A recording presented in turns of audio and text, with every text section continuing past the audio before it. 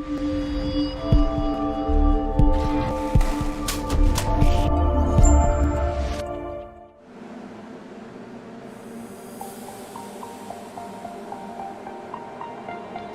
untouched since World War II, the concrete runway and taxiway sections of historic Sebring International Raceway are renowned for creating not just exceptionally exciting racing, but incredibly close racing.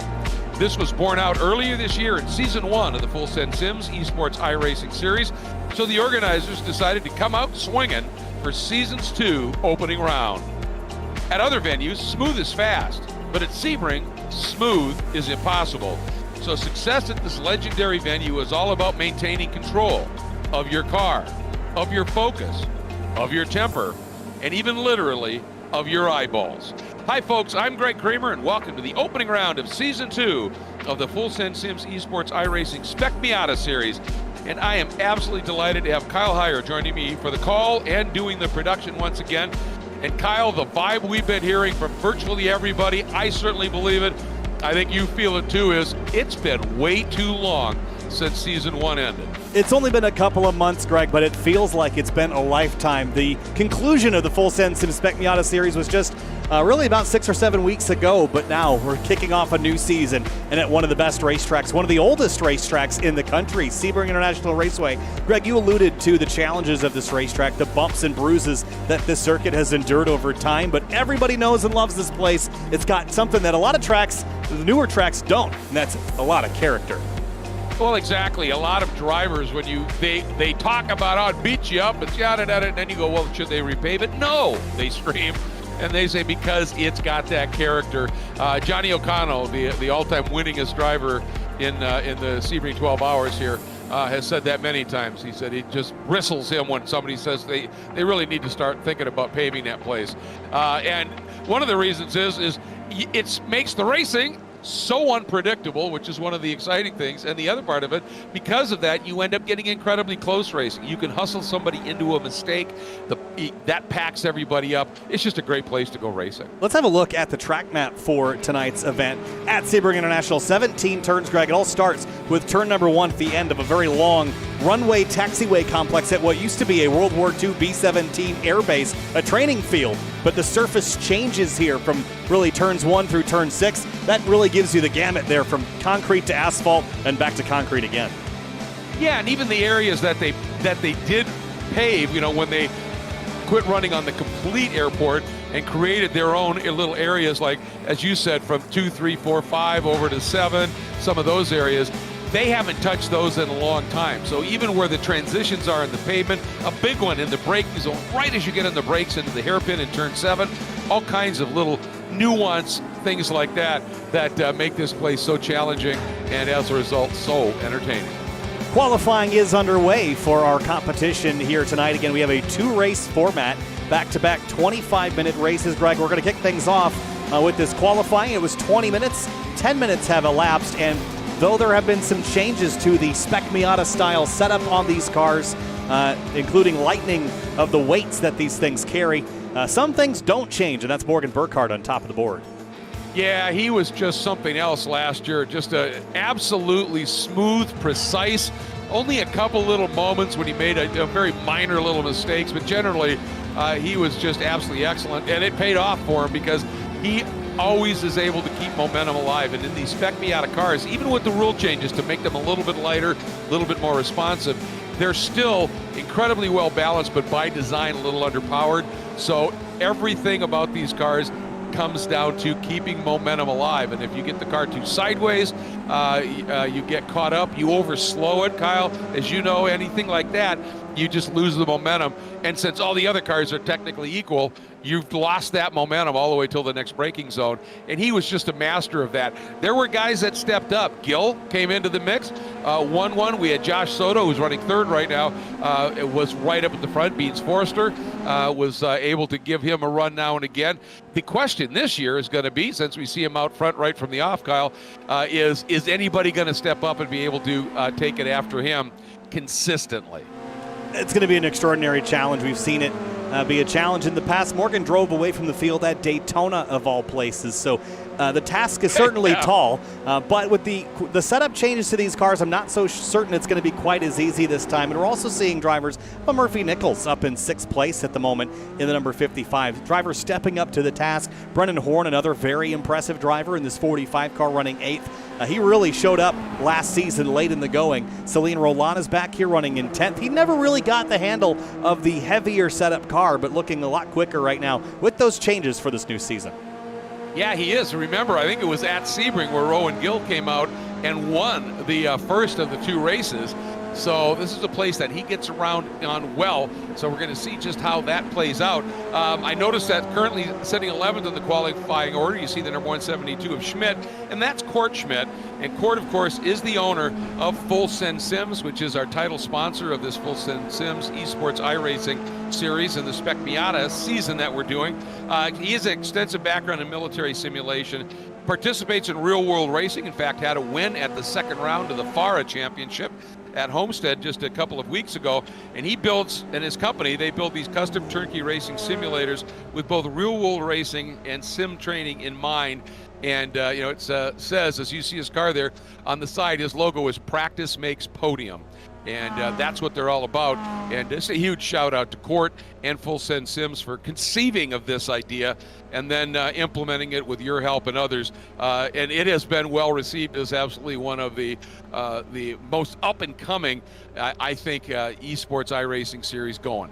Well, and I think the idea of modeling this series after one of the most popular and successful grassroots racing series, that of Spec Miata.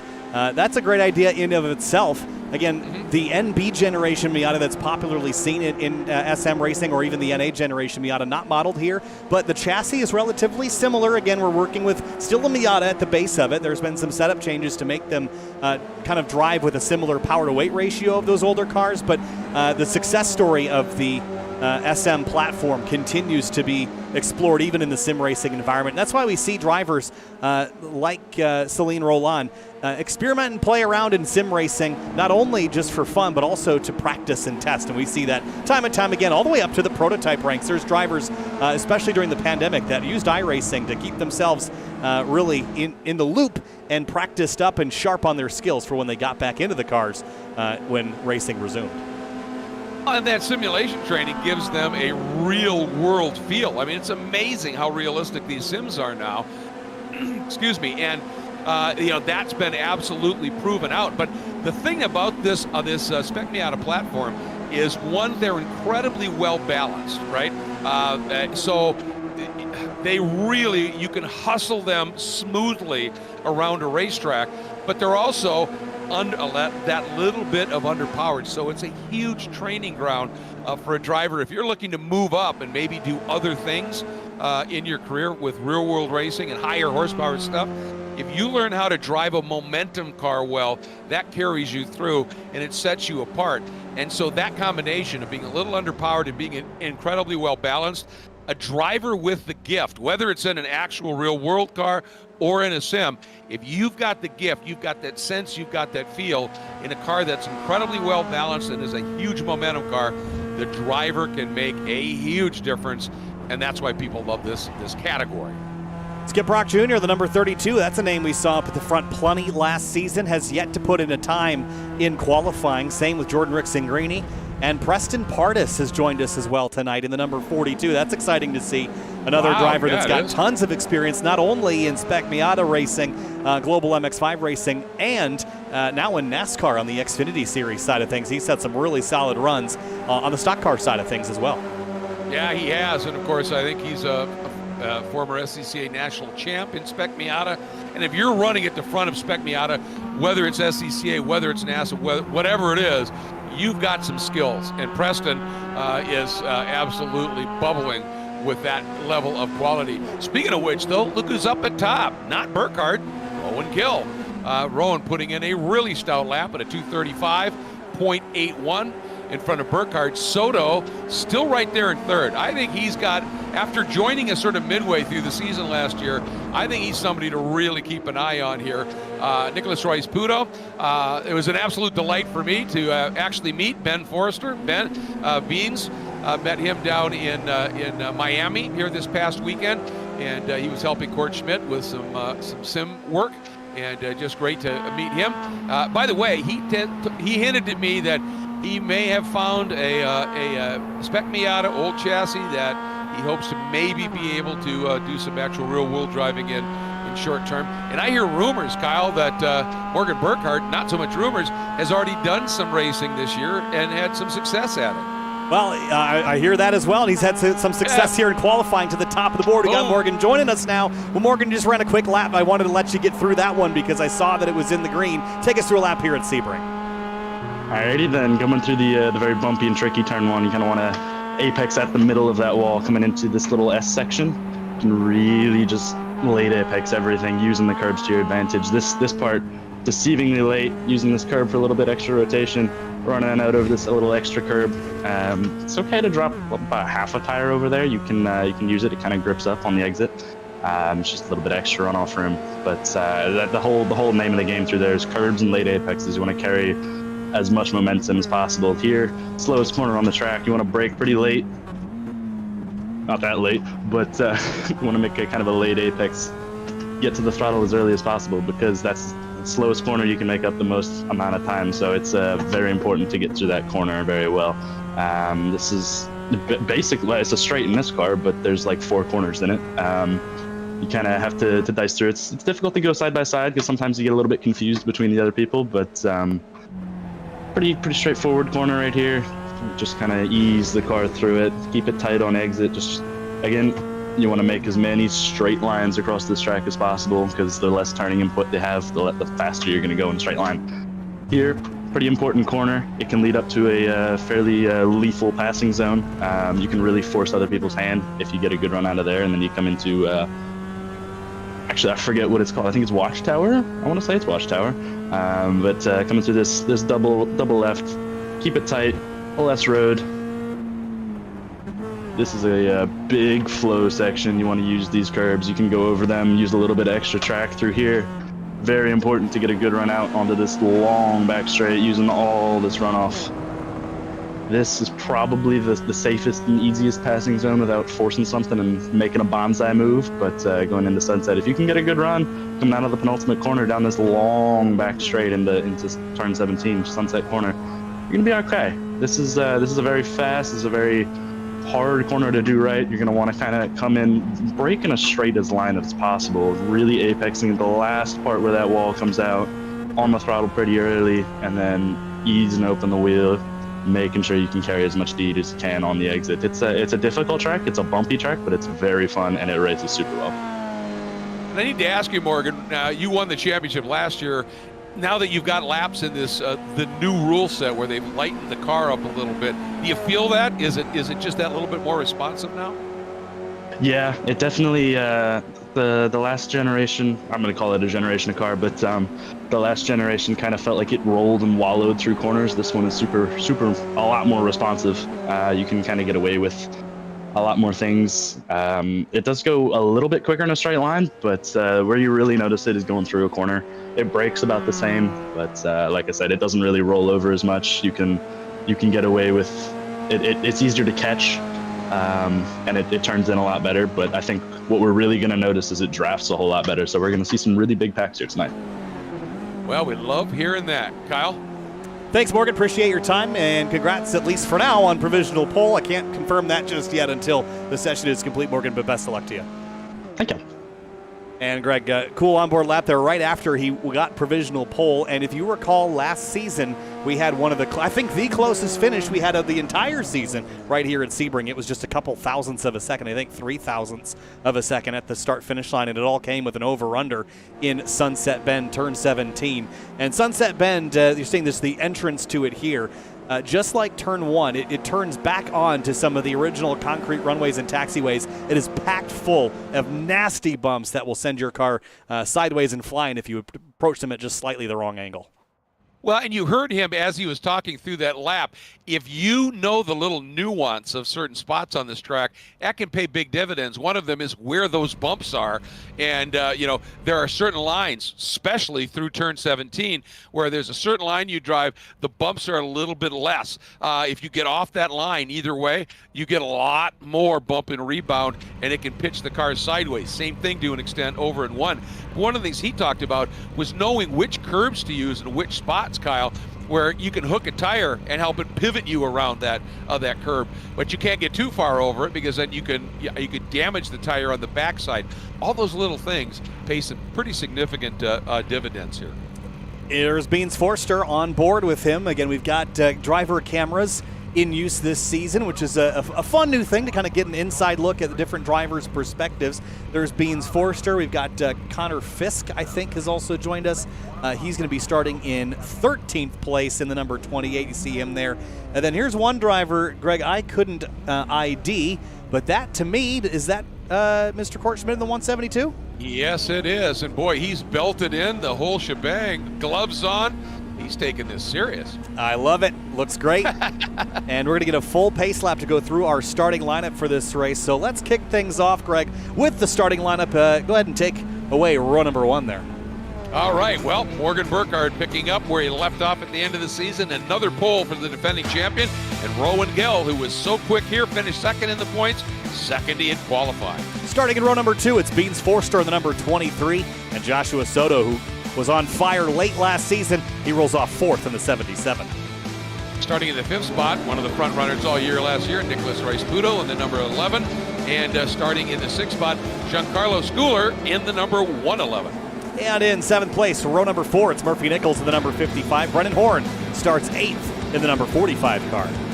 Brendan Horn was really superb last year, as was our ninth place starter, the 87 of Selin Rowland. And Jordan Rick-Sagrini starting in 10th, driving the 108. In 11th place, Skip Rock Jr. in the number 32. Late qualifying effort puts him inside the top 12. And Gianni Morrow in the number 2 starts in 12th.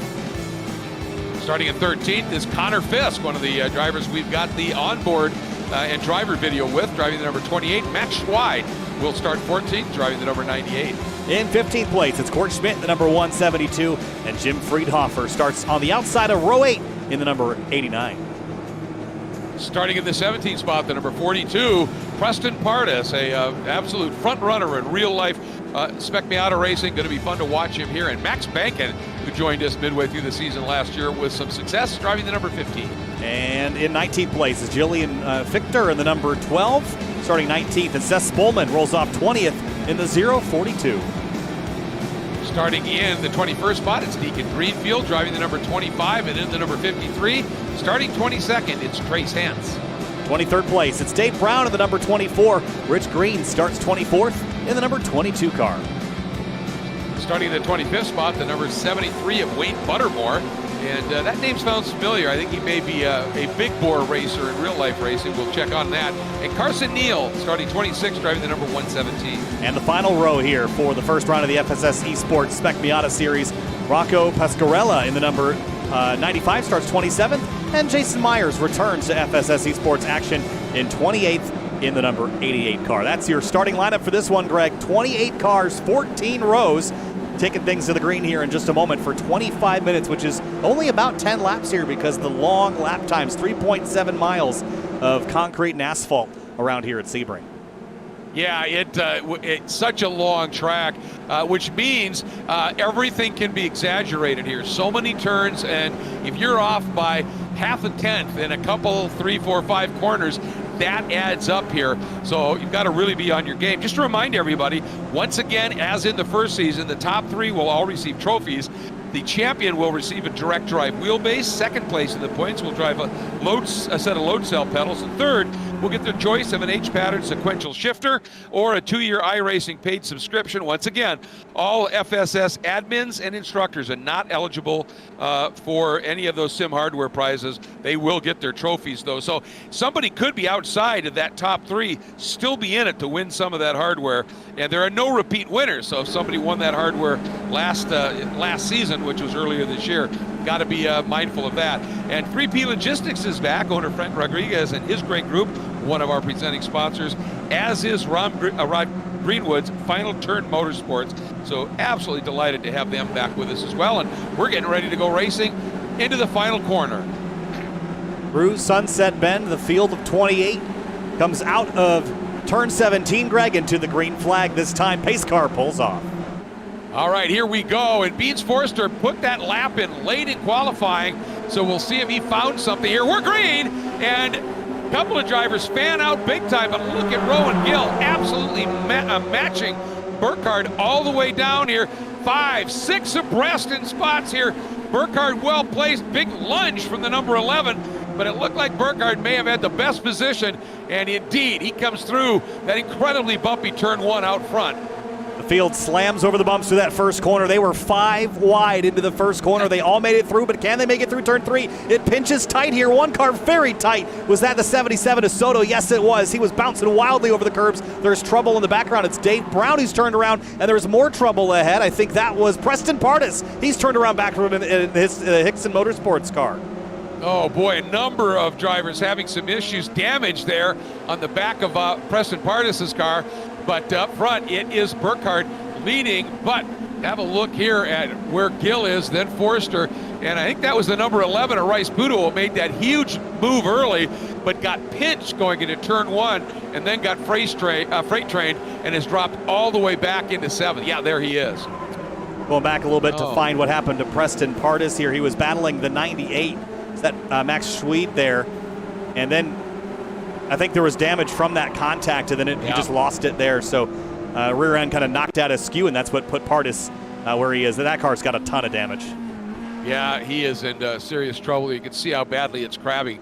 I think you're absolutely right. It was the initial contact that dinged him up and then sent him rotating. So he's got work to do. Look at him hustling that thing, trying to get it back into pit lane here, giving it everything he can at this stage. He's one of those never say die guys, that's for sure. A little bit of a margin, not a lot for Burkhardt here. Gill, though, being absolutely hounded by Beans Forster right now. Keep in mind that as we take a look at Beans here, really up on the wheel, that he, along with Burkhardt, a couple of our instructors for this season, and you can get lessons from them, one-on-ones, and they'll be doing actual driver schools. So just check out the FullSendSims.com website for all those updates. Here we go. Does Beans have a run? Is it enough? It's got that little bit of a toe. He gonna go for it? Opts not to at this stage. Just checks up as they head down into the braking zone. You tip the brakes, rotate the car, then you really get on the binders to get squared up for this corner. And elects to stay in behind Rowan Gill, maybe a little bit of what Darrell Waltrip called co-opetition here in the Spec Miata Series 11, real close to the wall at the exit of turn 17. We should note also that the exit of Sunset Bend here at iRacing had some grass up until about a couple of weeks ago. They recently put in an extra bit of pavement like it is now there in real life. So you can use all the racetrack all the way up to that wall. So we watch the battle here between Giancarlo Schooler and Joshua Soto, who's dropped a couple spots since the start. And there's trouble in turn 1, and it's Brennan Horn in the 45, Greg. Oh, what a shame. He was so quick and so impressive last year, particularly the latter part of the season. But that is going to really put paid here. See if we can find out what happened. Oh, he brushed the wall, didn't he? Yeah, just got into the wall, and I think just bent the steering immediately. Those walls they're basically highway jersey barrier, and they're not lined up perfectly. So if you scrape it, you're going to catch the blunt end of those things and massively damage the front of your car, knock your steering out. So it looks like his race 1 might be over pretty quickly. Yeah, and you hate it when there's a leading edge like that. But even if there's not, keep in mind those jersey barriers are 8,000 pounds. That's 4 tons a piece. A high-speed, high-moving Spec Miata isn't going to fare well up against that. That group up front, the Burkhardt Gill Forrester group, now have made that little bit of a break, and I think that's what you were talking about, Kyle, weren't you, about working together and that co-opetition. Deacon Greenfield, trouble in the 25, and Greg listening on board. Watch the gearbox there. 3 down to 2nd. Boom. Oh, boom. And that's it. And we saw that a couple of times last season, misshifting these cars. These are standard 6-speed manual gearboxes, old-fashioned heel-toe downshifting and everything. So you're 3-pedal driving in these cars, and they're tricky, especially for drivers that aren't used to it. Yeah, and especially if you're in the middle of a pack, so you're focused. I mean, keep in mind when you're in a pack like these guys are, when you get 4 cars that are just nose to tail, you're driving through 3 windshields, plus you're braking, plus you're trying to work out strategy, and pretty easy at that point if you're not used to that, as you said, to have a little bobble and one misshift will take it right out for you. So look at here, Rice Budo is now gently working his way back up. He's up into the top 6 at this point. Good scrap behind here as we're watching. That's one of the other Hickson Motorsports cars really having a bit of a dice right there. That's the 87, I think, of Seth Rowland. Yes, that's Stellan Rowland in the 87, and doing a little duel here with Gianni Morrow in the number 2, who started this race in 12th and has moved up into 9th place. So a good start for Morrow, certainly, but I think slow. He's got a problem, though. Yeah. They're just flying by him. I don't know if he had an issue late on, and then he missed the pit in, so he could be in some real trouble here. I will bet you that it's going to come down to entering the backstretch here. Watch the turn in. Going wide there is fine, but if you go too tight right there, Greg, that is going to get you a corner cut. Yep. And the way they apply that, for those of you who are watching but aren't real familiar with the gaming setup as we're watching him trying to rebound now, is suddenly your car just slows down. Yeah, so it's a driver-served penalty, so you're basically required. It's a manual slowdown. You have to slow the car down yourself. It'll basically just give you a certain amount of time that you have to give back. And generally, in iRacing, the penalty is a lot worse than the crime when it comes to that stuff, as we've got trouble down there for Carson Neal at turn 3. We'll take a quick look here. Ooh, contact from, is that the 98 again? Didn't quite get a good look at. I'm not sure. Yeah, he just got pretty clocked there, didn't he? Yeah. Catch who that was, but going back to the slowdowns, it'll just give you have to give up 3 seconds, and you'll have to give away 3 seconds, even though you cut it by a foot. That's all it takes. And generally, the track limits are half the car's got to be on the road. Now they'll let you get a pretty significant portion of the car over because they count curbing as rumble strip. But if you get that center point over the inside edge of the curb, that will trigger the slowdown penalty. Yeah, mighty accurate GPS here. Yes. in these sims for sure. As we ride on board now, the number 32 of Skip Brock, sitting up in the 10th spot.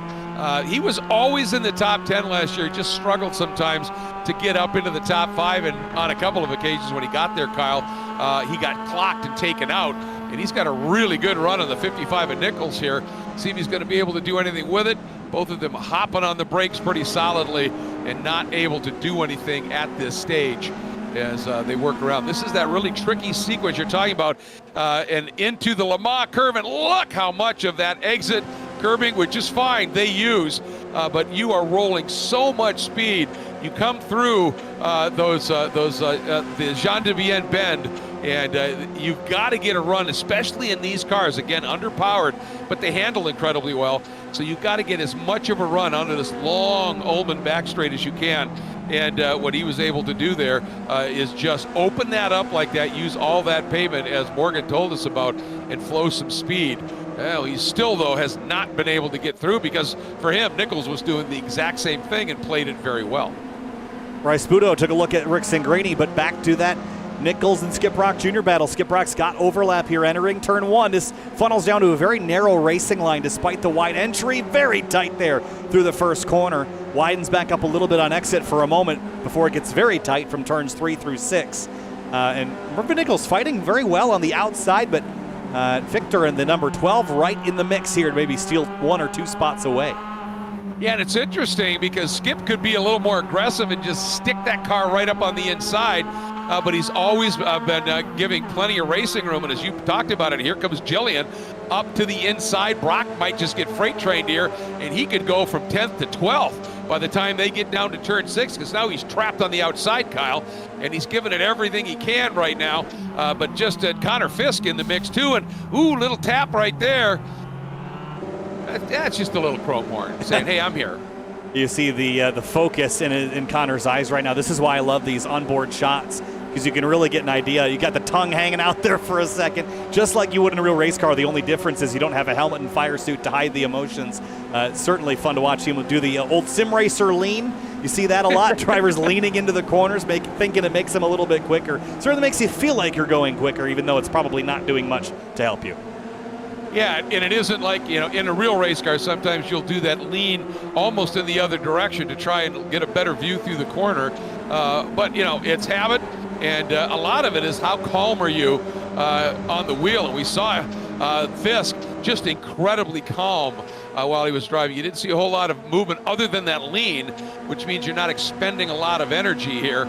And now looking at Court, and he too is calm, but some of it too is how much force feedback you've got dialed up through that steering wheel, isn't it?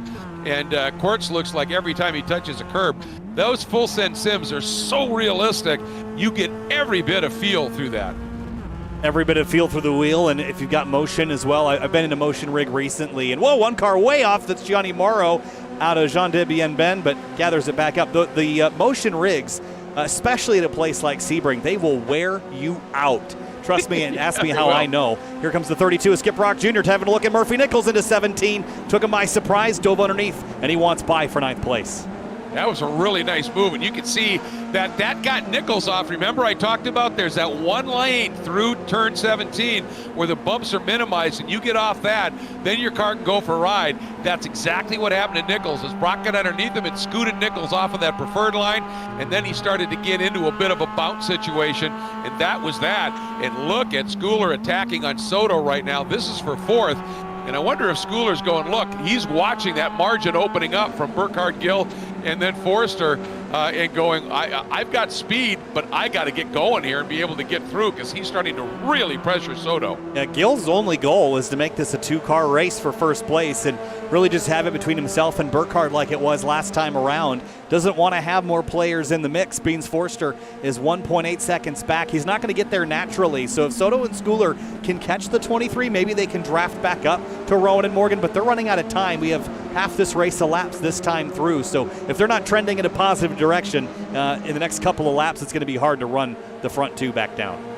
Yeah, depending upon what Soto decides to do here, if he can just pick the pace up, the best defense being a good offense, that'll help. But what it looks like to me is if Soto gets a little bit defensive here, look how much ground now that Rice Puto and the 11 and the 108 of Rickson Greeny have made up, because Soto being just that little bit of defensive, that means you're turning in at a little tighter angle. You're not running as much speed through the corner as a result, and it allows the people that you are defending against and the people behind them to close it up just a little bit. So right now, that plan for Gill to make it a mano-a-mano battle with himself and Burkhard is paying off, because right now Forster in this group almost 2 seconds adrift of those 2 up front. And the last time, it doesn't appear that Forster is eating into that lead, rather the other way around. The front 2 a couple tenths of a second faster each lap, and they are basically mirroring each other's lap times. Gill last time by was at a 2:36.685 to a 2:36.889 for Burkhard, but Forster was only at a 2:37.1, so about 5 tenths slower than the front 2. A couple cars going way off in the background. Is that 2-car Amaro off again? Yes, he is. Jean de Bien has been a challenging turn for him the last couple times. I'll tell you, once he got off his rhythm with that moment a little bit earlier in that penalty, I think that's really cost him a bit, because it was before he was cutting that corner more abruptly, and that's where he got the penalty. So now he's being mindful not to do that, but I don't know that he's turning in any later to try and square that up a little bit more, so he keeps running wide back there. And well, we got cars. It is just fun to watch. Some of these really aggressive moves in bits and pieces of the track, as Kurt Schmidt up into 10th, and didn't look like he was too far behind the 55 of Nichols here. It looks like Selin Rowland has hit pit lane. I'm not exactly sure why, but he is on pit road. Whoa, big slide for Murphy Nichols and for Court Schmidt. Looked like they hit a patch of oil, and Murphy's off course, and that will give the spot to Court. Looks out the right side window, and he moves through, picks up 2 spots. And is that the 28 of Fisk? Right behind, yep. Yeah, that's Fisk. So Fisk moving up now. Oh, that's the 53 of Hans, I think. 53 Hans, yes, but the 28 is also in there as well. Yep. I wish I didn't pull away from Court, because he did a little fist pump when he went by the 55. Very excited about that maneuver. And now Connor Fisk trying to get by Murphy Nichols, wasn't able to. Now Murphy trying to get by the 53 of Trace Hance, like you mentioned, who started in 22nd, up to 10th place is this 53. That makes me worried for the front runners, Greg, when we restack him and send him again for race 2. This 53 car is one to watch. Yeah, he's obviously got some speed, and he's wheeling it really well. Down to the inside now of Schmidt. Schmidt turns in, but recognizes that Hance is there, leaves that open just enough, nice and clean. Respectful racing there, so Hance is through on Schmidt, and now Schmidt's going to have Nichols all over the back of him, and the question is, when Court left that opening there, how much momentum did he lose? It looks like he was able to gather that up again, and Nichols not able to make that easy slip through. Well, we saw the fist pump. Now I'm curious to see what happens when when he goes the other direction. Now here comes that 53 and then the 55 as well. And Court's going to try the outside move on Hance. Does he have position here? Oh, this is great. Can he keep it in place? This is fantastic stuff. And here comes Hance. This is going to. Oh, Murphy got drilled. Oh, he did. That was not a cut. He got tapped. That was a save. Well, let's see exactly how that happened real quickly. We're watching Court, and you saw the grin on his face. He's having fun right now, but right here, the 28 of Fisk, I think, got into the back of Murphy Nichols there. Just a big pack of cars. They all kind of accordion back together and left Murphy Nichols with a little bit of rear end damage and otherwise broke up that fight as Court clings to 9th for now. Well, like we talked about, you're in those packs and you're coming through the most important corner on the track in many ways, which is that run through Jean de Bienne and then that final turn onto the Ullman back straight. Hance a little bit quicker, though, through Sunset Bend, through turn 17. He's got the grin. He looks over and recognizes, well, let's see, if Hance goes straight to the apex, this is where you might try the over-under. Let Hance go. Boy, and Hance kept that car a little bit tighter, but I think Court might still get enough of a run. No, not quite. Saw a big counter steer correction there from Court in the middle of turn 1. He was on the limit and passed it slightly, and he's focused again on the drivers in his mirror. Meanwhile, for second place, the 174 of Rowan Gill, smoke pluming from the tailpipes. The engine is blown on the second place car. Well, it just goes to show you some of the fastest guys in the category and I'm sure that's one of those missed shifts, and you hate to see it, but it happens. Riding on board, let's see what it was. Was it a downshift potentially? 4th to 3rd. I wonder if it was coming out of this complex. It was kind of off power. I wonder. Still very slow. Yeah. And then it just kind of let go. Yeah, it did. I wonder if it overheated. Oh, that's interesting. Yeah. Which can happen here in iRacing. Typically, that's something that would only happen in the case of front-end damage. But it can also happen from curb strikes if you hit the curbing a little bit wrong and scrape the underbelly. Okay. So that's something to keep an eye on if the curb aggression has been a challenge here. But now for second, Forster, he has his hands full with Joshua Soto. Yeah, Soto really trying to work that line so we can get to the inside here into the tower turn. He's there, but, that's into Bishop, and now Jean de Bienne now into that final turn, the Lamar curve, and onto this back straight. And boy, I'll tell you, Forster is under attack. Soto thought it looked like he may have had position there. And now here comes Schooler. He's getting a little double toe, trying to get a side draft and at least get up along the inside of Soto. Comes right up. Boom, just a little tap into the back of Forster, trying to close that door and get Soto trapped on the outside. And this is where that bumpier line is that Soto lost some time in earlier. This time he tracks it pretty well and gets some good speed out of it. I think that was Schooler now getting pinched to the inside and losing some of that momentum, Kyle. All this happening almost 5 seconds behind Morgan Burkhardt.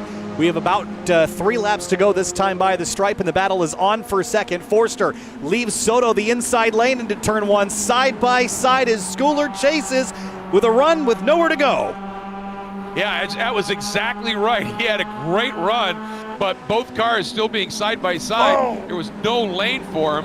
And right there, Forster really needed to get back into the line, back onto the groove, and just shut out Soto, and he managed to do that. But now look at this pack behind him with all that dicing.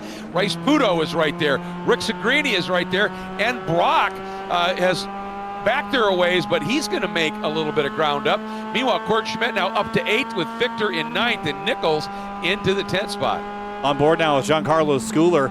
There was a little bit of contact into turn 3. You see the damage on the front of the 11 and the rear of the 111, so they've had a coming together in the braking zone there. It's just so tight, and there's just not a lot of room for error. If you miss your braking zone by a foot, you're going to go an extra 10, and that was the difference there for Yep. Bryce Budo and Schooler. And look at this, look at into this. 7, wow. Ooh, that was a big tap right there. That was that Nichols that loosened up. Got loosened up by Victor right there. And Schweid in that mix as well. Looking up from Max at the white number 55 at Nichols. Wide, trying to figure out which way to go, and just nowhere to. I mean, you can't make it 3 wide here, not into Cunningham. Not a great opportunity. Nichols there going to run a little wide. He takes it, and Victor had to run wide, and here comes the 98 back to the inside. And the guy who's grinning right now, he's been grinning the whole time, but is Court Wagner. I keep calling him Court Wagner. That's a big compliment. Court Wagner was an absolute standout racer, but Court Schmidt is looking in his mirror and seeing that now he's got some serious breathing room back to that gaggle, and he'll be enjoying that. You saw him glance up there for a moment, just taking stock of what's around him, and right now not much, at least not in the mirror, not out the windshield, kind of in no man's land for a moment. For second place, Forster still clings to it, but Soto wants it bad, and we're coming to 2 laps to go this time by. And when you get that margin like Court has now, and Soto thought about it, trying to get down the inside, but when you get that little bit of a margin, as much fun as you were having throwing the car around, trying to get in, did somebody just kiss the barrier there? Yeah, that was Rick Singrini, too tight to the inside wall, and he did clip it. Here's another look.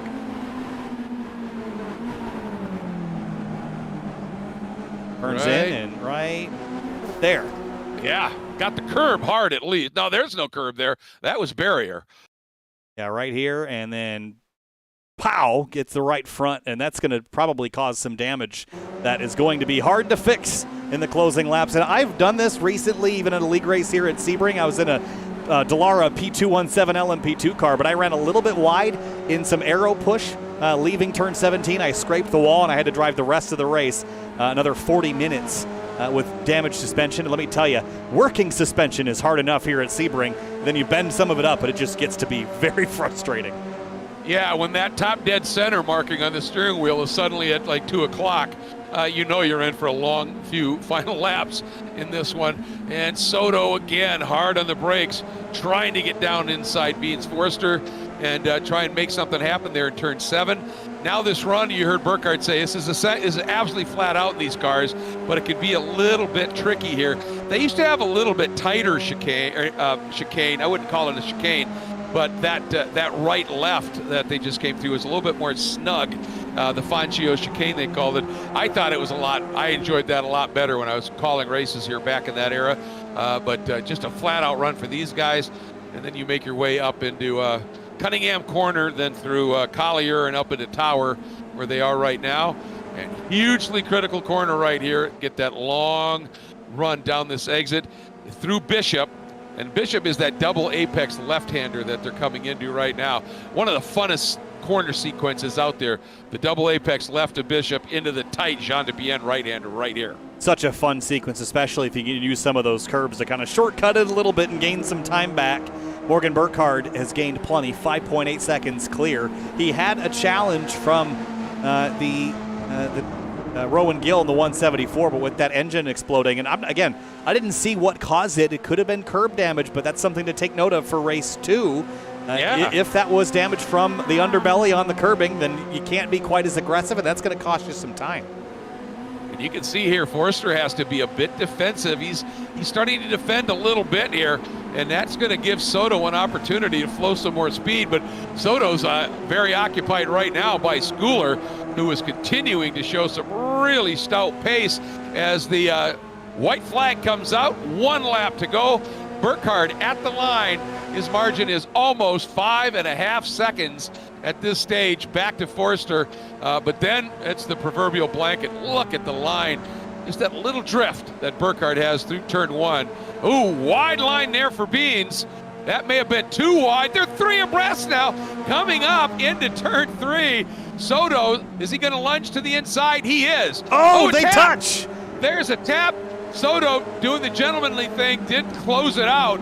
but that's going to give him the inside here into 5. But again, obviously now very astutely not just trying to force Beans off the track, and Beans should be in a good spot down into 7, Kyle.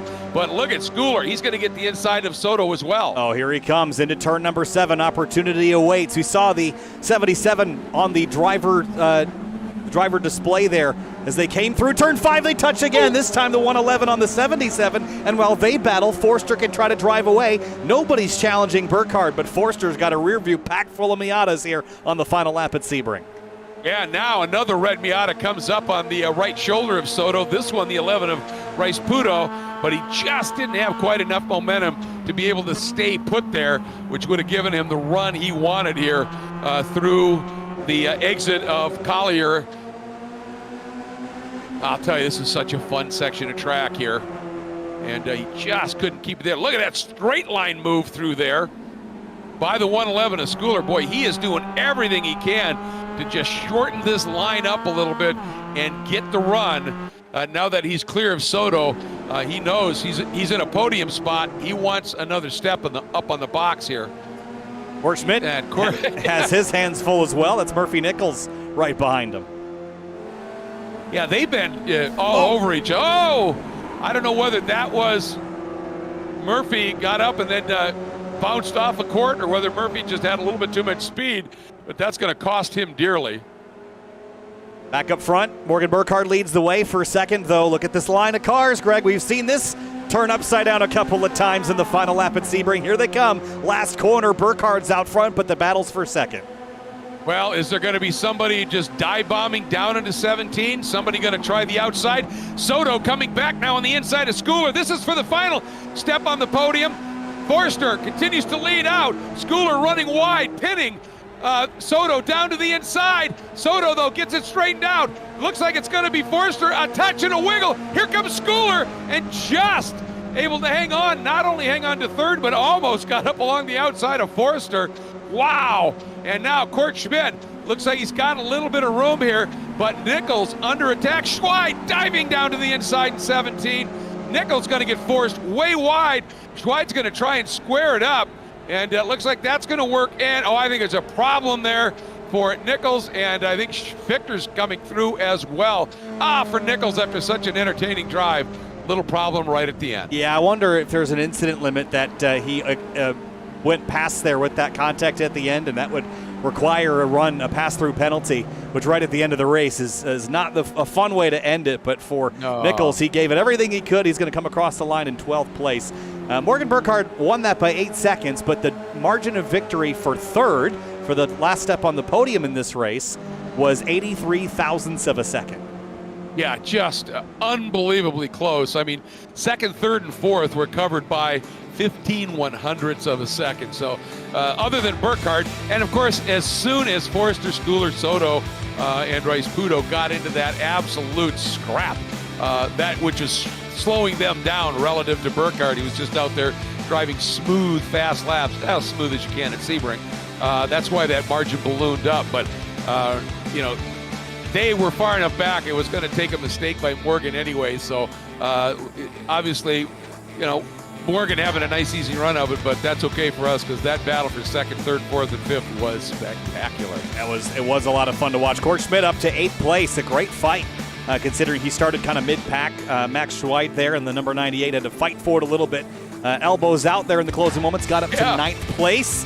And then Gianni Morrow, with all the fighting he had to do with that race car out of turn 16, P11 for the 2-car. Not too bad. Yeah, he was really struggling back there, but obviously quick everywhere else. You take a look, Rowan Gill with his problem ends up in 16th. Brendan Horn, who was such a quick driver in 18th. Preston Pardis back in 19th, so he's going to be hungry. And of course, we saw Hans, who had moved up, from 22nd to 10th at one point, and then dropped down the order. He knows he's got speed, so that should be fun to watch. The other guy I wanted to shout out to was that Skip Rock was able to close up and get within a second of Rick Segrini, so he had a good drive as well. But wow, first race here of this opening round at Sebring, as we would have expected. Even though the margin for the win was pretty big, that battle for second made up for it. Well, and I think I'm expecting race 2 to be a little bit tighter. I think Rowan Gill, if he joins us again for this second race, I think he will probably know what did the damage to the car, even if you can't pinpoint exactly the moment, Greg. If you hit a curb hard enough to damage the car, you're going to hear a pretty atrocious scraping sound. I've done it before in iRacing. If you straddle a curb that the car doesn't want you to straddle, you'll hear it and you'll feel it. And then a couple laps later, you'll notice that your temperatures are rising, and there's just not much you can do at that point other than hit pit lane, which you're basically forfeiting the race anyway, so you might as well just go until it blows. But lesson learned there perhaps for Rowan Gill. Yep. He'll start deeper in the field, but we know he's quick enough to move forward. Trace Hansen at 53, though, what a climb from 22nd. We'll definitely have to keep our eyes on Trace in race 2. Yeah, he was impressive. And you know what? The other thing that could have aggravated that scenario for Gill, if it was a heat-related issue, is while the temperatures are only about 75 degrees right now, because this track is so susceptible to heat variation with a blue sky, right before the race started, we had track temperatures pushing 130 degrees. And, even though the ambient air maybe isn't that hot, you get down low to the track like that where a lot of the heat radiates up through the radiator inlets. That's pretty warm air. So if you close that up at all, then you've definitely got yourself an issue. Hey, while we got this break between races here, just want to remind everybody this is an 8-race season like season 1 was earlier this year. So it'll be this time every Monday night for the drivers. It starts at 6:30 with practice. Then they have qualifying. We come on just around 7. Sometimes we'll be up about 5 minutes before to do a little bit of setup. That allows us to cover about half of qualifying, which is always interesting. And then we have the 2 races. So every Monday night for this and 7 more straight weeks. Next round is Road America. So you're not going to want to miss that with these cars being a little bit more quick and light and agile and nimble, even though you got those long straights at Road America. You know what that means? Drafting. And that should be a lot of fun there, Kyle. I love Road America. I was just there a couple days ago for the Porsche Esports Sprint Challenge Canada. What a great racetrack that is. The National Park of Speed. I call it the Jurassic Park of motorsports. Just the way it feels. You can walk through a forest and hear the echoes of Lamborghini V10s and all sorts of other, depends on what we were there for, but just such a cool place. Then we had the Summit Point Raceway on the 22nd of May. The 29th will be Mid-Ohio, and then into June, CTMP, that's Mostport, followed by Sonoma. I got to interrupt you. I cannot wait to see these cars with the way they draft run at what I call the Ontario Speed Bowl. CTMP is, talk about momentum. It is glorious. And these cars, it should be just spectacular. It's a place that carrying momentum is the name of the game, and in a car like this that is a momentum car, I think it's going to be a great show. Then we head to Sonoma Raceway on June 12th. We're actually running the short course there, which is my preferred course. I actually really like the chute that they added for the NASCAR stock car stuff, that big curb jump and that run out on the berm there. That's one of my favorite corners in motorsports. Then we had the Long Beach Street Circuit. Greg, we know and love Long Beach, and we'll kick things off, or we'll finish things off, I should say, at the Indianapolis Motor Speedway Road Course on June 26th. So this schedule, Greg, last season's was great. I like this one better. I'm really excited for some of the tracks on this calendar. Oh, yeah. I mean, and you've got such a mix. Road America, we talked about those long straights. Mid-Ohio is an absolute driver's track, right? Really a test. So Summit Point to a degree. Sonoma certainly is. Less so with that track layout you like, but I understand what you're talking about. That is a blast to just flow speed there.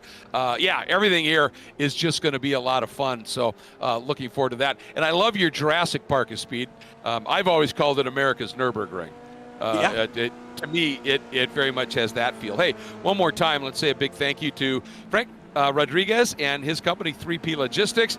They provide logistical support for you, your family, your car. They'll take care of everything from booking flights, your hotel, take care of everything while you're at the racetrack, and that also includes tailored trackside support. And Final Turn Motorsports and Rob Greenwood's group, they're a full-service prep shop, also with great trackside support. They do dyno tuning. They are a top Miata transmission builder, so some big things there. And, of course, a huge thank you to Court and his his Full Send Sims group. I'll tell you what, Court was down at the Concourse Club, the ultra luxury motorsports club down in the Miami area, in concert with the Miami Formula One race, and he had his Sims set up there, and people were raving about how much they were either enjoying it, or they have a number of drivers that would come in during the day that were actually still running on the Concourse Club track, would come in, drive the BMW M2s that are going to be part of the just announced BMW Concourse Cup.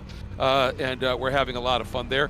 Remember, again, you can get one-on-one instructions are available with some of those instructors we talked about, awfully good ones. Just go to fullsendsims.com. And as the season unfolds, there will be racing schools that will unfold as well. So really doing this right. And they actually even do flagging schools. Full Send Sims does. I think that's just mega. I love that idea, too, getting people into motorsports. And everyone talks about, in the motorsports world, well, how did you get into motorsports? And a lot of people have very different stories. For me, certainly, sim racing was my way in. I think that's true for some of the drivers here tonight as well. But flagging, certainly your local track, especially on the oval side of things. Local tracks are big. Dirt racing is big.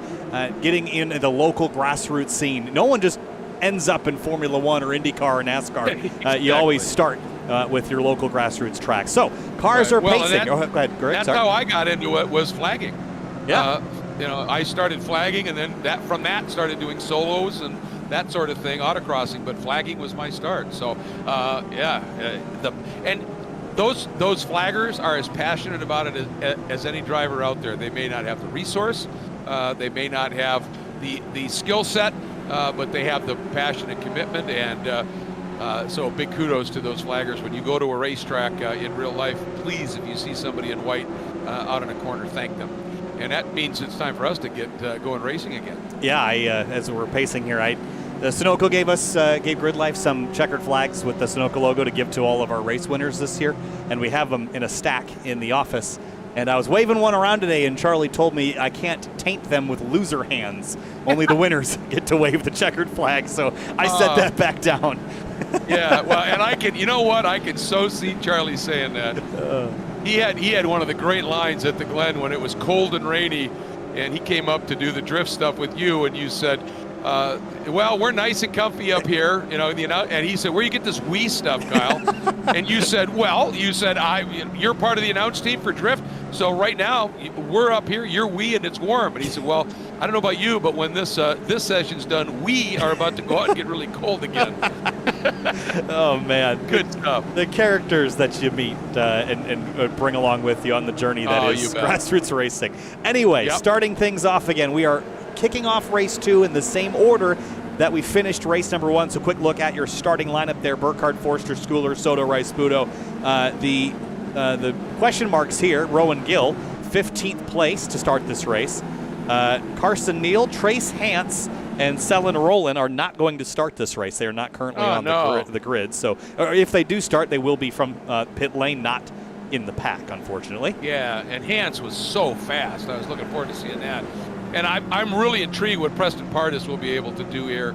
Obviously getting taken out a lot earlier in the race here, and just want to see what he's able to put together here with a healthy car. Starting 19th in this one. Ooh.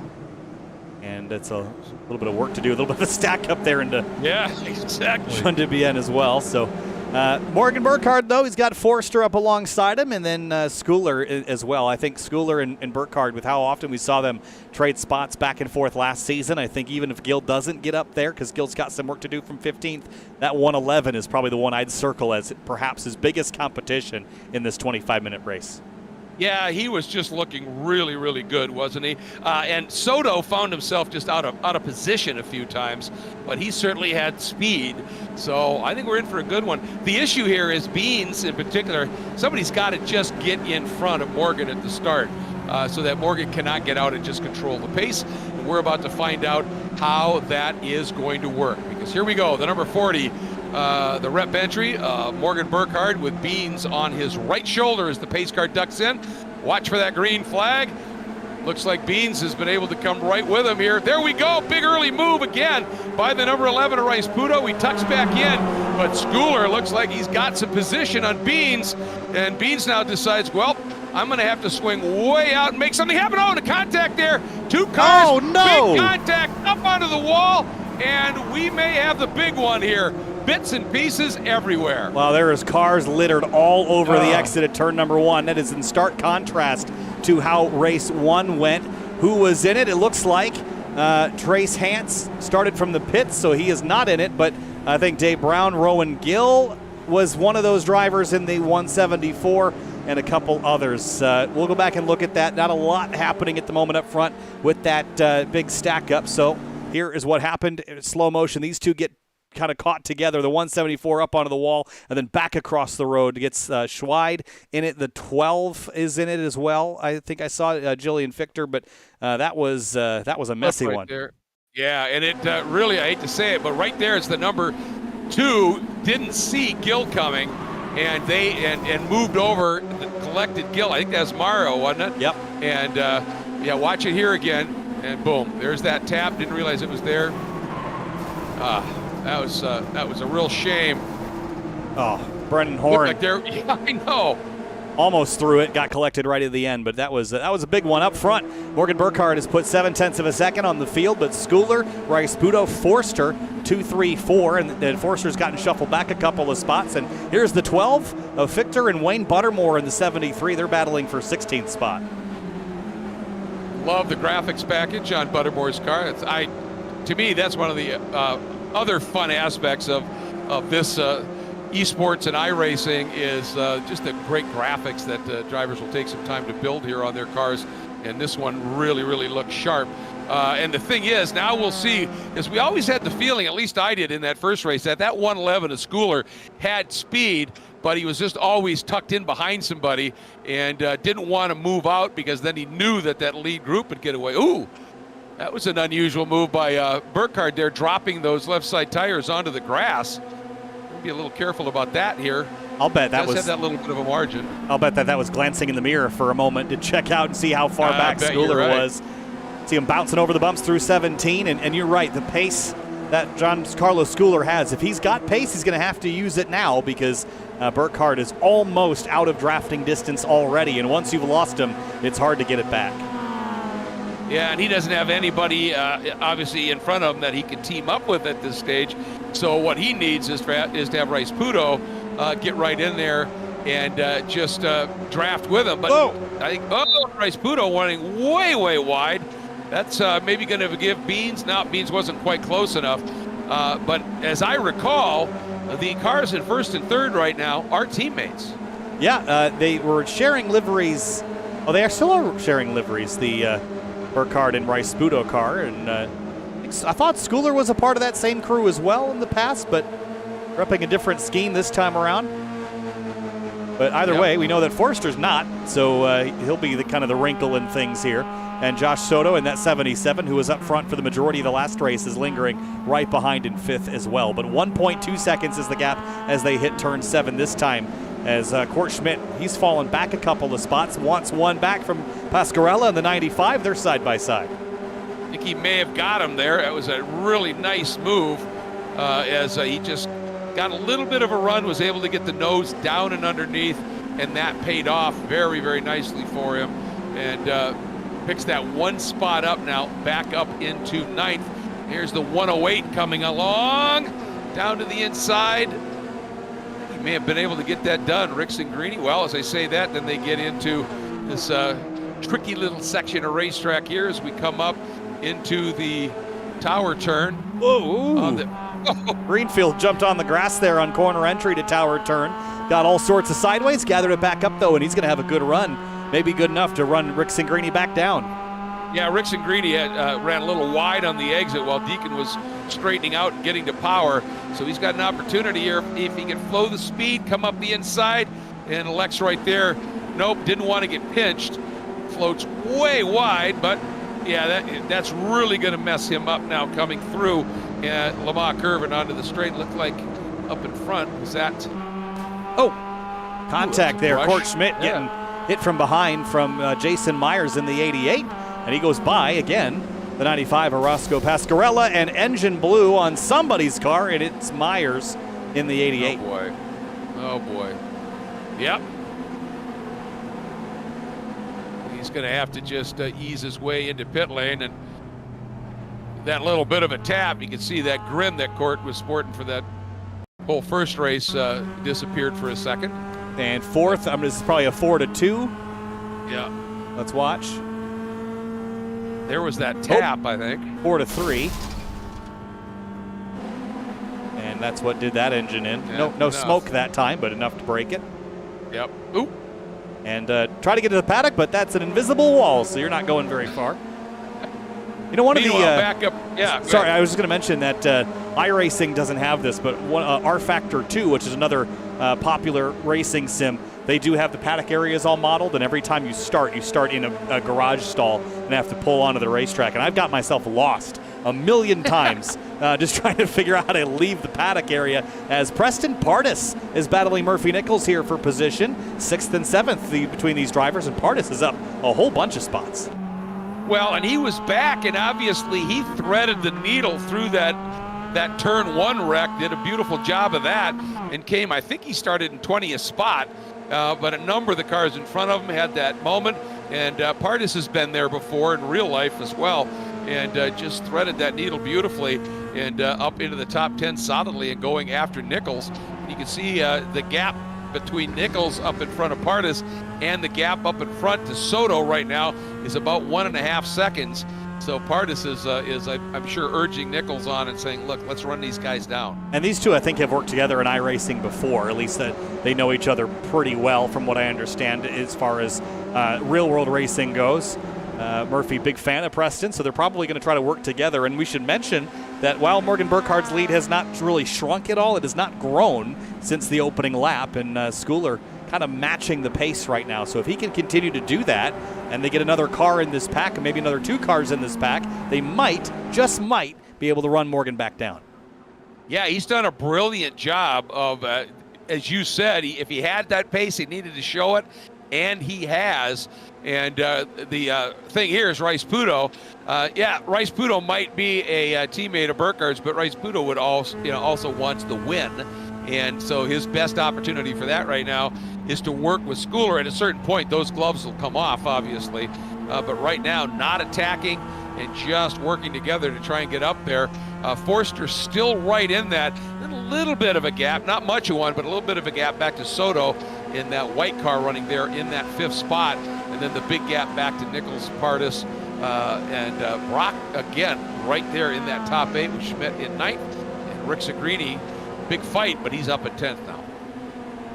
Yeah, Skip Brock Jr. lingering right behind Nichols and Preston Pardis, and I have a feeling that if Preston doesn't feel progress, he'll get a little Preston pushy here probably the next couple of laps as well.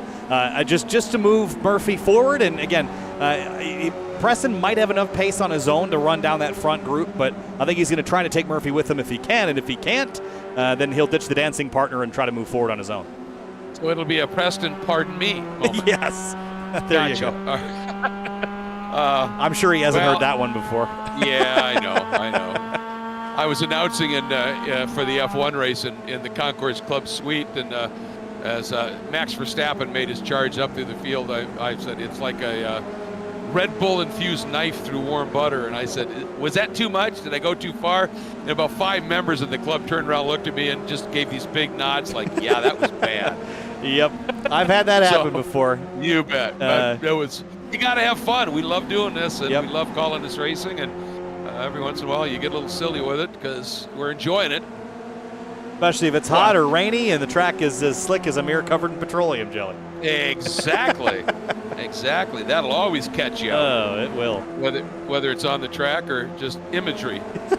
Oh, Deegan Greenfield spun the 13th place, number 25. Yeah, he had worked his way up into 11th at one point here. Did he get a little help here? Yep. Yeah. Roscoe Pasquarella. Let's see if we can ride on board. Rocco, not Roscoe. Yeah, and he wasn't really there, was he? Close, but not quite. I think they just kind of came together right on the turn-in point there. At a certain point, you have to go, I'm not there. If he doesn't know I'm there and he's going to be turning in, it's going to be bad. Look at this now. Beans coming up, ramping the speed up a little bit down to the inside of Rice Puto. And is he going to make that work? Rice Puto way, way wide. Beans squared it up quite a bit to the inside. Rice Puto, I think, was thinking maybe doing the over-under and couldn't get it done because he ran so wide he got off into that bumpier part of the track.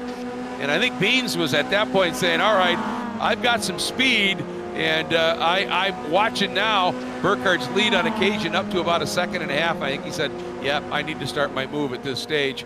And look at this scrap. Continues to be really, really good here. Nichols, Pardis, and Skip Brock Jr. has joined the party here.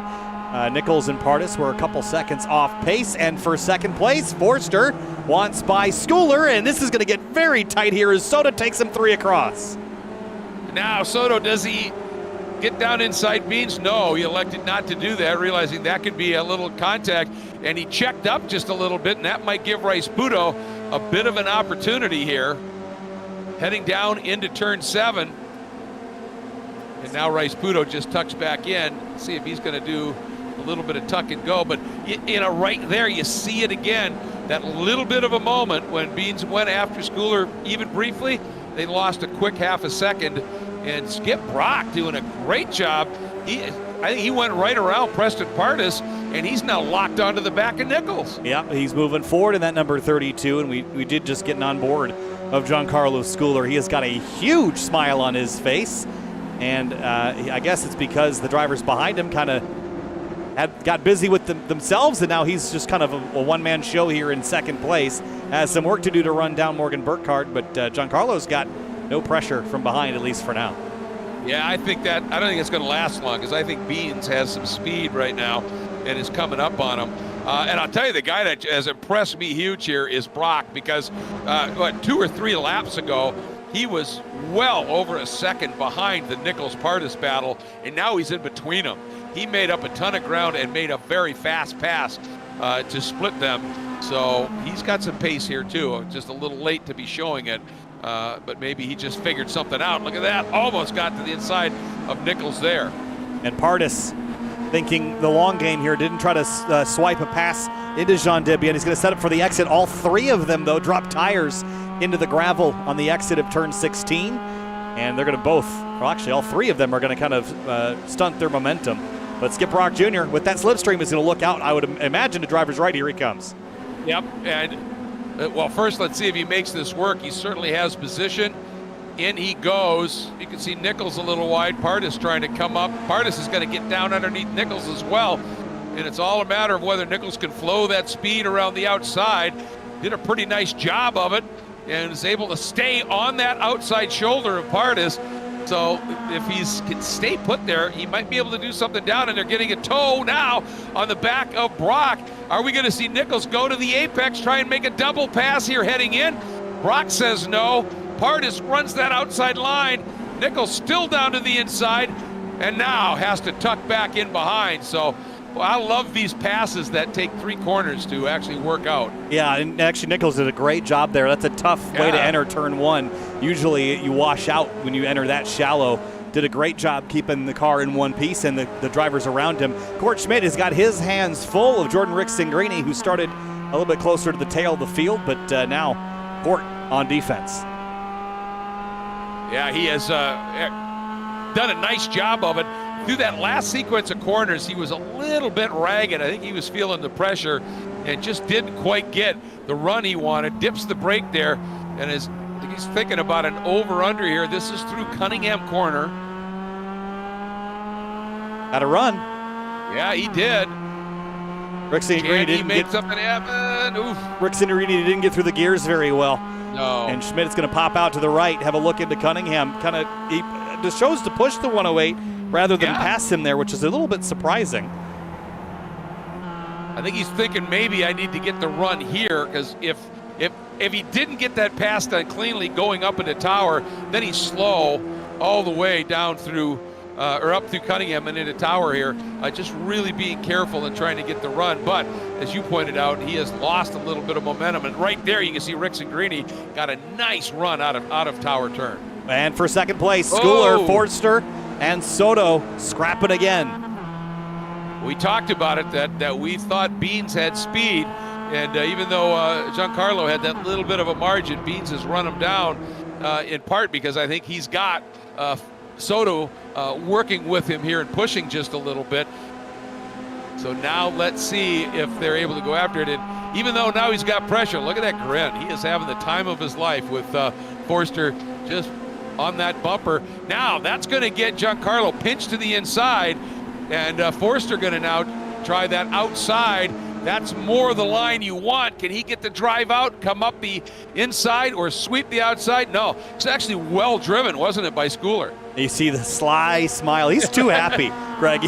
He's definitely going to have that smile wiped off his face. If Forster can complete the pass, he is trying. He's got 9 minutes left to do it, and he's going to sweep to the inside here at the exit of turn one. Look at this crossover through turn one, Greg. Oh, I think he's got it. He's got position. Now it's a drag race and a braking duel up into turn three.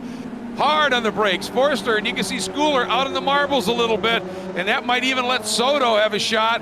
And Soto, no, he couldn't get it done, and that's going to have Rice-Puto maybe trying to plant himself around the outside of Soto. That's a really tough section of track, and if you can complete that pass into three, have it done at the exit, it's really difficult for somebody to counterpunch unless you go into three way too fast, and Beans didn't. But look at that. That bit of dicing has added a second to Burkhart's lead. Yeah, again, it all just comes down to the fact that no one's fighting with Morgan. Everyone's fighting amongst themselves. Yeah. And just like last season, this season might turn into another battle of everyone versus Morgan. And if everyone's racing everyone, then no one's racing Morgan. And that's the challenge they had last season as well. Exactly right, and he's always qualifies up in that front row. He always get good starts. Late move by Schooler down inside Beans. Beans sensed it coming and just drove a really nice line around the outside. And here comes Soto up and alongside. Schooler as well. Schooler still working that inside line. Now through Tower, this is going to be a critical exit point here. Oh, Schooler dropped the left into the dirt, and here comes Soto. He might bring Rice-Puto right with him. Around the outside here through Bishop Bend, swinging around to driver's right. Here comes Rice-Puto with some overlap on the 111. Oh, braking duel, and that's almost a touch to the rear bumper of the 77. It is inches that we're rolling with here, and the 111 bobbles there on the curbing and drops 2 spots. Yeah, he just got a little bit out of sequence because of his position on the track. And just couldn't do what he wanted with the car, but he got a decent run out of Le Mans and is immediately going to attack again on Rice-Puto. And he wants to get that done. We're under now 7 minutes left in this one. And he wants that podium. And the one thing I'm loving when we go to the shots of watching Giancarlo Schooler driving, he gets his tongue just hanging out of that corner a little bit. It's probably good he doesn't have a force feedback sim seat. There, you see it pop out there for a moment. And Court had the same thing. I love watching the intensity of sim racing. Here's Court. I think he's kind of in his own world here. A minute ago, he was battling with Jordan Ricks-Ingrini, but the focus is on right now. Looks up, checks the mirror, sees no one in it, so he'll continue forward as the battle for second remains one of the closest ones on the racetrack between now Forster and Joshua Soto. Yeah, great stuff. And then you can see Brock, Pardis, and Nichols still covered by a blanket back there as well in their great scrap for the 6th spot. And it is now Brock, and I just can't say enough about Brock's drive in this one. In a couple of laps, he made up a second on his own while the guys in front of him, Pardis and Nichols, were drafting, and they weren't fighting too much. They were working with each other. And the fight started when Brock went slicing through on Pardis and split him. Speaking of slicing through, how about Soto here? Up on the inside of Forster. Forster had to wait. Oh, that was really close, darn near a tap from Schooler. I think they touched, but I think Schooler got it wound down enough that it really didn't do anything to Forster's car. And there's that, but he had to check up, and that created that gap, Kyle. Yeah, there was a little bit of a touch. You heard it. There was a little bit of an audible crunch as they came together, but not enough to prevent them from racing. Still a little bit of a touchdown into Cunningham as well. Left rear to right front of Soto to Forster. That got dicey, and Schooler and Rice-Puto are side by side in the red cars, 4th and 5th. This is great stuff, and immediately you can see Rice-Puto just tucks back in, doesn't force the issue because he knew if they went side by side all the way through Collier and in the run-up to Tower, they were going to lose touch. with Soto and Forster up front. So he just decided, look at that. I mean, I think he's got that bumper just glued and giving him a little shove into that really fun Bishop Bend double left-hander. And now hard on the brakes and setting up correctly through Jean de Bienne for Le Mans. Left to right to left, bouncing over curbs, using all the concrete available to you.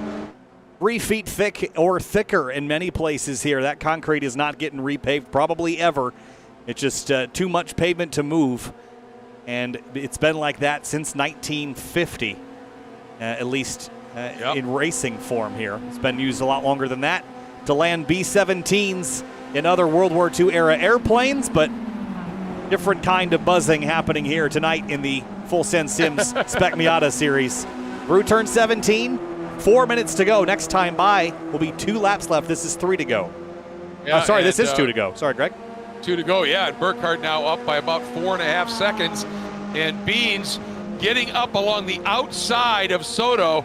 That means if he can ramp the outside, use that outside line, he might have it. Or can he square up, get Soto to come in a little bit too hot? Beans did this before, and he's got that overlap again, up and along. And if he can stay here, he might execute this pass again into 3. But look at Soto. This time he's saying, no, I'm staying put around the outside. That was a beautiful job by Soto to just ramp the outside and get to the exit point right where Beans wanted to go. There's nothing Beans could do. It was either hit Soto or check up a little. That was a great move there, though, by Forster in turn 1 to cross him over. Yeah, it was. Classic Sebring pass down into turn 3, but he got pinched and couldn't complete it. Excellent defense from Soto to hang on to second place. All happening now 4.8 behind Morgan Burkhardt, but the battle for second has been fierce, and it will continue to be these last couple laps. No question, and you're absolutely right. That is a classic move there because it's wide in, and then it tightens up on the exit, and the exit point tightens up. Not, the radius doesn't change that much, but you don't have any runoff on the exit. So if you can go wide, sucker the guy to the inside to overshoot the entry a little bit, and he's got a lift, you can make the pass. Well, Soto carried enough speed through one that Beans could only get up along the inside. He could get the pass done there. And then, as good as Beans' move was into 1, Soto's defense around the outside 3 was equally impressive. Well, they're going to have about 3.7 miles remaining when they get back to the stripe for the final lap of the first round of the FSS Esports Spec Miata Series. And it looks like Burkhardt might end up sweeping, as he did a couple of times last season. But for second place, there is still a story to be written in the final chapter of this race. Soto, Forster, Schooler, and Rice-Budo, they got their pens up and they're ready to write. They are absolutely up on the wheel right now. And look at the battle behind them. Brock has not been able to shake Pardus or Nichols. And look at this move. Forster used that draft, now tucks down to the inside. Will Schooler be able to? I'm surprised Schooler didn't move over and try and get a little bit of a double toe there. Oh, what a move there. As Schooler thinking that he might watch Soto try that over-under, and he dove to the inside. And that is really going to eliminate that opportunity for Soto as the white flag comes out. Did that work for Schooler? Well, he's up and along the side of Soto, but Soto, just enough momentum, Kyle, noses ahead. Wow, that was an interesting exchange. Here comes the crossover, though, into turn 1 like we saw last time. But the 77 jumps on the brakes to defend from that. Schooler can't cross over, and now he's got Rice-Budo to the driver's right side here in turn number 3. Can he get pinched and maybe steal a spot away? All the while, Forster trying to keep them all in the mirror. They're side by side for 4th. Yeah, and Schooler had to tighten up so much that he actually lost momentum, and it allowed Rice-Budo to get up along the outside of him going into 3. Wasn't able to do anything with it ultimately, but look at that. That exchange has Schooler dropping by about a half a second. So it's made that a mano-a-mano battle for the final 2 spots on the podium, at least at this point. Soto, big dive. Straight line to the apex, Kyle. Got there, side by side and behind them. I thought they were going to trade spots. They didn't. They did too. We're still not done for second, though. Soto took a swipe at the 23. Swipe or no swiping, Forster defend. Well, and I like what Soto did there because that was a late move, went straight to the apex, and there was a slight tab. and the minute he tapped Beans, he just got out of it and let Beans come back across, which tells me he's going to race aggressive, but he doesn't want to knock somebody out of the way for the position. That was a class act. All right, here we go. Last time out of Tower. Look at those guys behind, too. That battle between Schooler and Rice Puto is superb as well. Oof. And Rice Puto really dropping those lefts, Kyle. And look in the background, Skip Rock Jr., Preston Pardis, Murphy Nichols. They still have their own chapter to write in this one. Half a lap remaining between Pardis and Nichols in particular. I think Skip Rock Jr. might be clear of them if they're going to battle each other. But just a quarter of a lap remains now, and just one great passing opportunity left at Sunset Bend. Through Le Mans, though, here comes Soto with a good run on Forster. And the secret here is when you got somebody behind you and you've got a two-car draft, the last thing you want to do is make your move early because it makes it a double draft for the guy behind, so you don't want to telegraph it. Forster protecting now. Soto goes outside, takes Schooler and Rice Puto with him. And Forster right now, he's going to go to the inside, and he's got to drive this to absolute perfection. Keep it pinned to the inside. Here comes Soto trying to square up underneath. Oh, he's in the wall. Forster into the wall. Into the wall, and here we go. Is that enough for Soto? Coming to the line. Yeah, it's so close. Did he? Did he? I think Soto got him. He got him. 6 oh my goodness. thousandths of a second between Soto and Forster. Soto takes the advantage for second. Wow. Brock hangs on as well. Nice run by Brock up into 6th as he made up a lot of time and got a couple of great passes done. And Rick Segrini and then Schmidt, 2 top 10s for Court Schmidt. Great to see that as well. But what a battle between Soto, Forster, Schooler, and Rice Puto in particular. That was awesome. Let's go back and have a look at that again. In slow motion if we could. It was coming, we have to go back a little bit farther than that. Coming out of Sunset Bend, it was the 23 of Beans Forster gets a little bit too wide, Greg, and just scrapes the tire bundles, and those things are draggy. They use conveyor belts to stitch those tires together. Right there, scrapes it just a little bit, and that gives Joshua Soto just enough of a run to beat him in a drag race to the stripe. It was so close. Here's that margin of victory, 6 thousandths of a second for second place. Just look at that. Wow. And as I said, when I saw Beans tighten up, use that defense in, he was going to have to drive that absolutely perfectly. And it looked briefly like he'd done it because there was no place for Soto to go. And then the little kiss there, and that was enough. And in terms of the battle for second spot, it was the kiss of death. Soto, second place in that one. That was exceptional. Let's have a look here at our race results here, Greg, before we talk to a couple of the drivers out in front. Morgan Burkhardt sweeps Sebring in the number 40. Joshua Soto sneaks out second place. Then Beans Forster picks up a podium in both races. Giancarlo Schooler and Rice Puto round out your top 5, Greg. Yeah, that was that 4-car battle for second was just superb. And then again, Skip Brock at one point was 2 or 3 seconds adrift of Pardis and Nichols, ran them down by himself, got through on Pardis really quickly, which allowed him to get after Nichols and not lose anything. Great drive there. Rick Segrini fought his way up into 9th, got around Court Schmidt, and then was able to open the margin up, and Court had a fairly comfortable margin, running kind of lonely in 10th there at the end. Again, looking back at some of the others here, Rowan Gill involved in that incident right at the start with the number 2 of Mari, and again, Trace Hans.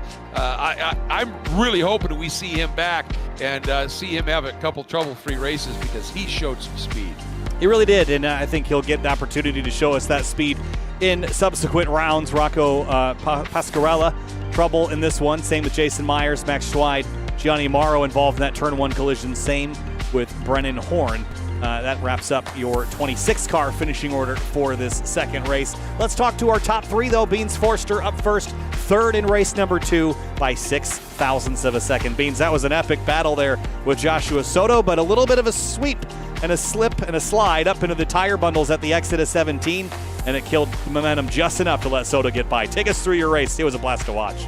Just enough. I completely forgot about managing tires in the first race. So definitely concentrated a little bit more on that in the second one. And that tiny scrape of that wall is what did it for me. Hey, Beans, I got to ask, I really thought that you had enough pace. Why did you think you had to defend so aggressively going into 17? I thought if you just drove the line that you'd been driving, you probably would have been okay there. I was trying to throw a couple things out there throughout the early parts of the race, and I knew Josh had some pace on the outside, but I didn't think it was as much pace. I didn't think it was going to be enough to get it across the line from some of the passes I made earlier on. And I've got to ask you this, absolutely nothing to do with this race, but I found out that you went to the Miami Grand Prix last weekend, and it was the second racetrack you've ever been to in person. Boy, what a second one to go to. That had to be a blast. Did that inspire you for this race? Oh, absolutely. The entire atmosphere of Formula One. You don't go to the race to watch the race. You go to the race for the experience. Watching the race is just a bonus. It's a part of it, yeah. Absolutely. It was phenomenal. Well, good. I'm glad you enjoyed it, and great drive up onto the podium here, man. Well done. Awesome. Thank you, guys. Thanks, Beans. Appreciate it. Move on now to Joshua Soto, who came in second place in that race by 0.06 of a second. Josh, take us through that wind up to that finish there with Beans right at the end. You did that classic over-under. He got into the wall, and you beat him in a drag race to the stripe. That must have been a blast to be a part of. Oh, yeah. I was hoping I wouldn't accidentally collect him when he hit the wall, but yeah. My plan was just to do the over-under at the end, and ended up working. Were you surprised by how soon he made the move to defend to the inside, and how aggressively he did that? Is that make you grin a little bit, thinking this might just work? I already knew by the angle he was going into the turn that he was gonna be struggling on the exit. So my goal was just to get as wide as possible and get the correct line, and ended up getting the correct line and getting a lot of speed on the out.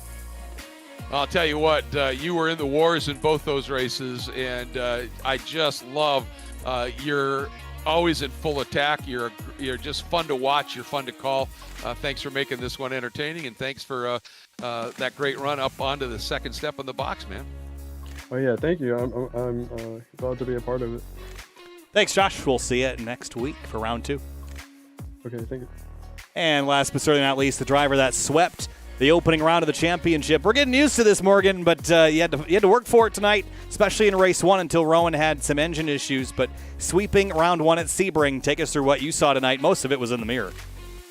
Well, it was difficult because these races are always hard. I mean, when you have somebody that's around you and bump draft, and then you're able to bump draft with them, it's a lot easier to kind of stay focused and get ready. But when you're out kind of just on your own, it's hard to stay focused, stay concentrated, and just plug in laps. But I was pretty lucky that Rowan, and I think he detonated a motor. I just heard a big kaboom, and then he was gone. But that's the other annoying part of this car. It's the intricacies of driving it fast. Is that it's so temperamental with downshifts. They have to be laser specific on when you make that downshift. But yeah, I was pretty lucky. He ended his race early because I don't think I judged tire wear properly, and I was starting to kind of fall off a little bit at the end, starting to struggle. But yeah, it was a lot of fun. I just set myself for a target time and then went out and did it. And yeah, obviously, I would think, even though you'd like to be in the battle, you were talking about that it keeps you maybe a little more razor focused. Nonetheless, when you look in your mirror and you see those guys battling and side by side behind you, little grins got to come across your face, knowing that that's probably going to give you a half second or so and give you that little bit of breathing room. Oh, of course. I will never shy away from having a little bit of breathing room. Getting a boring race is always nice once in a while, but yeah, it's when you see that in the mirror, you're trying hard to run away, and then you see them start to fight in the mirror, and then it's like, okay, all right, I can start to breathe now. It's okay if I'm making mistakes. I can just relax and just focus. And just drive smooth, and it was absolutely brilliant. Tell you what, Morgan, that's about as perfect a defense of a championship as one can have in the opening doubleheader rounds. Well done. Thank you. I couldn't really ask for much better than that. Really not a bad way to start the season, Morgan. We'll see you next time. Appreciate it. See ya. Greg, great racing in round number 1 here. We saw through both races some excellent fights, especially for second place. Big shout out there to Preston Pardis and Murphy Nichols as well for such a clean battle for 7th and 8th in race number 2. They fought hard, but they fought clean, and that's what we want to see, Greg. But this is just the start of a much longer season. Yeah, it is. Round 1, the doubleheader in the books. 7 more to come, actually. 14 more races yet to come. So lots of opportunity here. We know it's going to be entertaining, Kyle, just with that battle for 2nd, that battle for 6th, the battles that we saw for 10th and 15th. It's going to be entertaining, but in terms of that battle for the win, somebody has to figure out how to get Morgan Burkhardt's number, and the next place you're going to have an opportunity to do that is a place where drafting is going to be mega. Maybe that'll be it next Monday at Road America. I can't wait. We called it the National Park of Speed. You called it America's Nürburgring. I call it the Jurassic Park of motorsports. But the 4.5-mile twisting corners, 14 of them all through the Wisconsin countryside, Greg. One of my favorite places. I cannot wait for next week. Yeah, it's literally my favorite track in North America, just for so many reasons, and one of it is just its sheer beauty in that area as well. So that's it, folks. We are done with round 1 here at Sebring of season 2 of Spec Miata for the Full Send Sims Esports iRacing Championships. It has been an absolute delight. Hope you enjoyed it as much as we did calling it. I'm Greg Creamer once again for Kyle Heyer. Always a delight to have you with me, Kyle. And that was a great one. Can't wait for next Monday night. Road America. Folks, we'll see you then.